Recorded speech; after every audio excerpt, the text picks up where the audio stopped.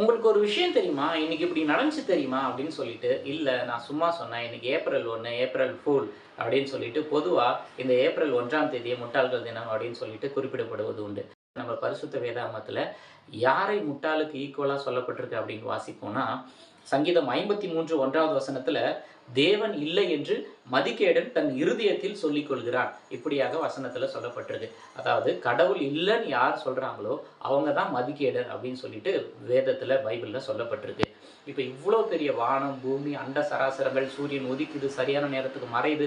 இது எல்லாமே தானா எப்படி நடந்துரும் இல்லையா?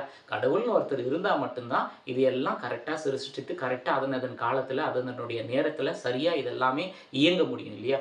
இதக்கூட புரிஞ்சுக்க முடியாத ஒரு நபரை தான், மனிதரை தான் மதிகேடன் அப்படின்னு சொல்லிட்டு வேதாகமம் சொல்லுது.